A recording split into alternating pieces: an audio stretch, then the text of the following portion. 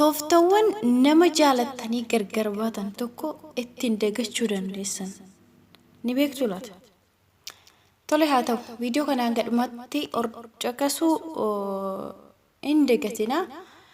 Ashama harka fuunee akkam jirtu nagaa waaqayyo isiniif haa baay'atu. Hordoftoota YouTube kan taatan mara keessaniif nageenyi koo bakka jirtanitti isin haa qaqqabu. Biyya keessas biyya alas warra jirtan iddoodhuma jirtanitti nageenyi waaqayyo isiniif haa baay'atu. Ani obboleettiin keessan nagaa kooti isaaf haa galatu har'a ga'eetti jira. Egaa warreeni chaanala kana faaraa taatan subscribe gochuun maatii nuuf ta'aadha. Mallattoon itti fo'ichinii on gochuudhaani viidiyoon gallakkifamu yeroo maraa sin bira gahu taasisa waan ta'eef jechuudha. Warreen immoo duraan maamila koo turtanii galatoomaadha. Ammas like share gochuun viidiyoo daawwachuudhaani na bira dhaabbadhaan isiniin jedha. Tole har'a gara mata duree keenyatti haa deebinu. Tooftawan nama jaalatanii gargar ba'an tokko ittiin raffatan isaanis maal fa'aadha isa jedhu egaa haga dhumaatti waliin ilaallaa viidiyoo kana haga dhumaatti dhaggeeffadha. Yoo isinitti tole immoo hiriyoota keessaniif illee akkasuma qooduu hin dagatinaan isiniin jedha. Egaa akkas jedha jaalala eegaluun hedduu salphaadha garuu keessaa bahuun hamma jedhamu ol namatti ulfaata. Nama dhugaan jaalatan gaafa dhabdu addunyaa kan sitti dukkanoofti. Gaafa nama jaalatan gargar ba'an jireenyi namatti ulfaata. Waan of duraa tarkaanfachuu hin danda'amne namatti fakkaata. Garuu adda bahuun dirqama ta'ee yoo argame hariiroon dabareen mallattoo armaan gadii kanaan ofirraa ittisuu yookiin immoo irraanfachuun ni danda'ama jechuudha nama sana. Nama sana irraa fagaachuu nama sana guyyaa guyyaan ni argita yoo ta'e yookiin oduu isaanii dhageessa yoo ta'e irraanfachuu hin danda'amu. Kanaafuu hojii guyyaa keessatti irraa fagaachuu qabda. Karaa inni deemu jijjiirrachuu iddoo inni itti argamu yoo jiraate kamuu dhaquu dhiisuu qabda jechuudha. Tole inni ittaanu wantoota yaadannoo darbe si yaadachiisan balleessuu fi ofirraa fageessuu bilbila isaa yookiin ishee ofirraa balleessuu kan akka Facebook ergaama karaa adda addaa social meediyaan kan duraan ittiin wal argitan wal quunnamtan yoo jiraate ofirraa urguruu yookiin immoo biloog ofirraa gochuudha jechuudha.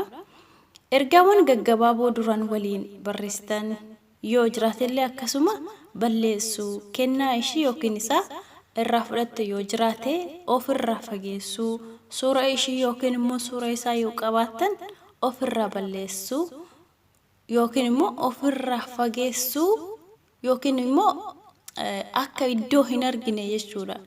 Iddoo laaluu hin dandeenye yookiin nama sana irraafachuu yaalta sila ta'ee fi akka bakka lammataa deebitee hin arginetti osoo ofirraa fageessitanii gaariidha isiniin jedha. Xiiqii fi haaloo qabatanii yookiin immoo gaddaa fi miidhaa irra ga'e yaadachuu hin qabdan. Maaliif gaddees gammachuun isoos irra ga'e nama sana yaadachuun gaarii miti. Maaliif irraanfachuuf yaala jirta waan ta'eef nama sana irraa fagaachuun gaariidha waan ta'eef jechuudha. Kanaaf xiiqii waan jaalala nama qabsiisu keessaa isa tokko yookiin immoo isa hangafa. Kanaafuu xiiqiin sammuu keessaa bahuu qaba jechuudha. Kanaaf nama sana wajjin xiiqii walii qabachuu dhiisuudha jechuudha.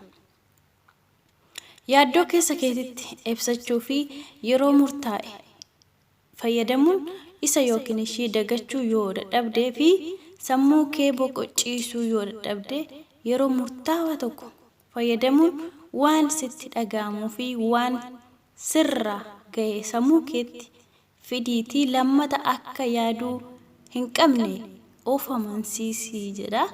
Maaliif yeroo fudhattee waan dagachuu hin dandeenye waan sammuu keenya keessa deddeebi'ee yeroo mara waa'ee san nu yaadachiisu sana yeroo fudhannee akka deebinee hin yaadne fi murteessinee nama sana akka dagannuuf wantoota nama sana nu yaadachiisan hunda sammuu keenyaan akka irraanfannuuf of amansiisuu qabna jechuudha. Sammuu kee hojii adda addaatiin boqonnaa dhoowwii jedha.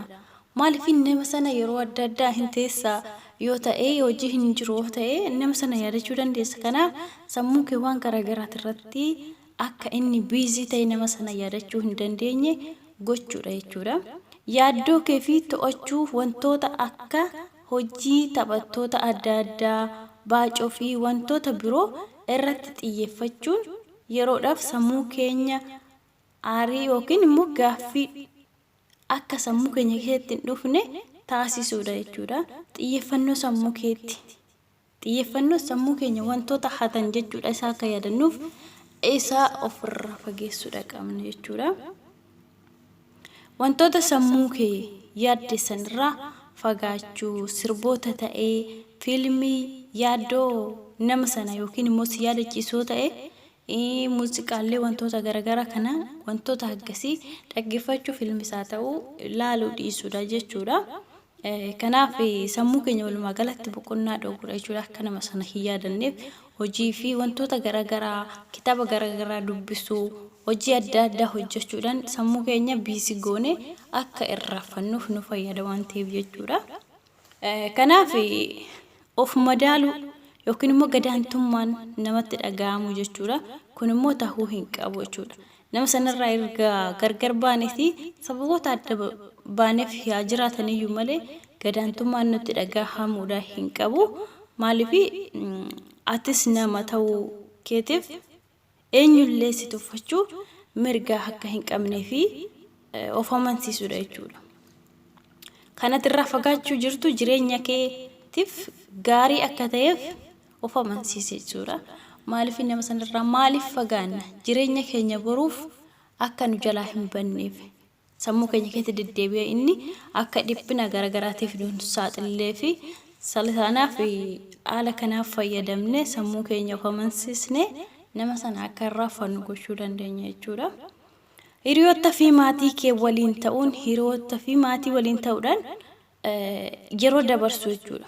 Maaliif hiriyoota fi maatii keenya waliin yoo taane yaada adda addaatiin maatii keenya waliin yoo taphanne yaadota garaagaraa hiriyoota keenya waliin yoo dabarsine akkasuma dagachuu dandeenya waan ta'eef jechuudha. Kanaafuu isa waliin taphachuu fi bashannansiisuu hayyama siif laata jechuudha.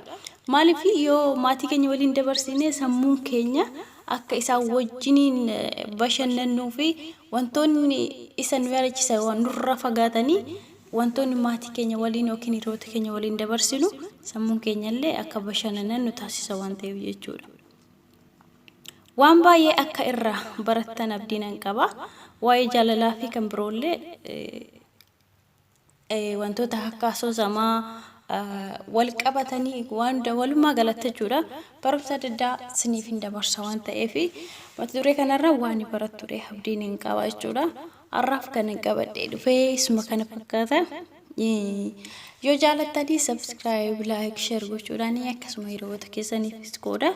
Akkasumallee yaadaa fi qeeqayyoo qabdanii wantoonni sirrachuu qabu dogoggoree adda addaa yoo jiraate haala viidiyoo hojjechuu irratti haa ta'uu sagalee irratti haa ta'uu wantoota dhiyeeffamu irratti waan kamirratti haa ta'uu qeeqayyoo qabaattanii yaada keessan na biraan gaana beeksisaadha.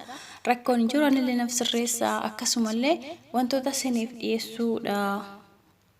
Wantoota akkasii nuuf dhiyeessi wanti jettanillee yoo jiraate akkasuma comment jalatti barreessuudhaan na beeksisaa siniin jedha. Kanaaf viidiyoo kee har'a xumuramee jira isa kana fakkaata. Ani kan si waliin ture hayne YouTube'dha. Viidiyoo kana immoo daawwadhaa yaada keessan nuuf qooda akka irraa barattanis abdiin qaba. Sinan jaaladhaa sinan kabajaa iddoo jirtanitti nagaa. Namni tokko namni ati akkaan jaalattu tokko yoo jireenya kee keessaa sababaa tokko malatti kan bahu ta'e namni kun maaliif jireenya kiyya keessaa bahe jettee nama suniif jettee abadan inuma hin gaddin.